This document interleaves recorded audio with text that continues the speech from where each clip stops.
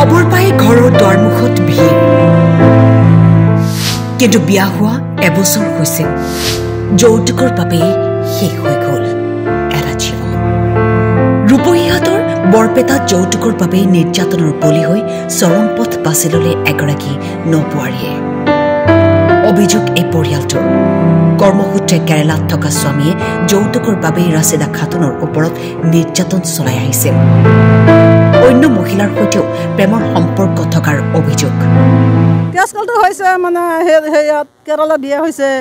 বস্তু বাহিনী একো দেওয়া নাই গাড়ী দিবলৈ কথা আছিল গাড়ী দেওয়া নাই এতিয়া সেই বেলেগ ছোৱালী ভাল পায় বেলেগ ছোৱালী বিয়া পাতিব ধৰিজন আনিছে সেইদিনাখনো আমাৰ ঘৰত গৈছিলে যোৱাৰ পিছত সিহঁতে ঝগড়া কৰিছে আমি গিৰকটোক কৈছোঁ জোঁৱাইটোক কৈছোঁ আমাৰ ছোৱালী ঘৰত থৈ পেলাই গুচি যাওক আপুনি নিব নালাগে কেলে আপোনালোকে নি পেলাই ছোৱালীটোক অত্যাচাৰ কৰে নিব নালাগে স্বামী স্ত্ৰীৰ কন্দলৰ বাবেই ঘৰুৱা অশান্তিৰ বাবেই ভয়ংকৰ পৰিণতি সংঘটিত হ'ল জোঁৱাইটো আৰু ছোৱালীজনী মোৰ ঘৰত গৈছে তাত ফুৰিবলৈ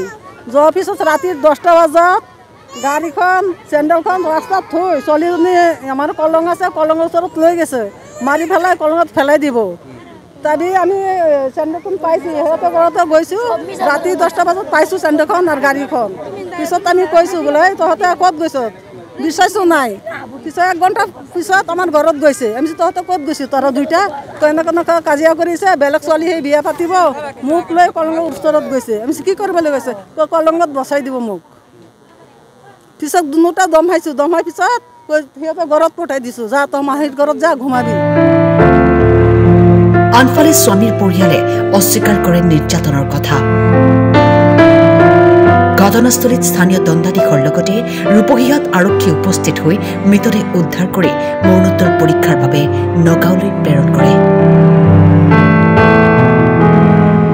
ৰূপহীহঁতৰ পৰা মুকছিদুল হকৰ ৰিপৰ্ট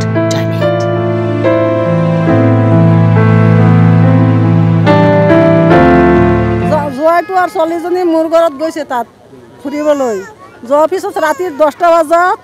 গাড়ীখন চেণ্ডেলখন ৰাস্তাত থৈ ছোৱালীজনী আমাৰ কলং আছে কলঙৰ ওচৰত লৈ গৈছে মাৰি পেলাই কলঙত পেলাই দিব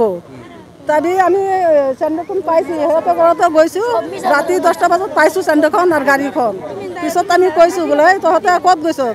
বিচাৰিছোঁ নাই পিছত 1 ঘণ্টা পিছত আমাৰ ঘৰত গৈছে আমি তহঁতে ক'ত গৈছোঁ তহঁতৰ দুইটা তই এনেকৈ কাজিয়া কৰিছে বেলেগ ছোৱালী সেই বিয়া পাতিব মোক লৈ কলঙৰ ওচৰত গৈছে আমি কি কৰিবলৈ গৈছে তই কলঙত বচাই দিব মোক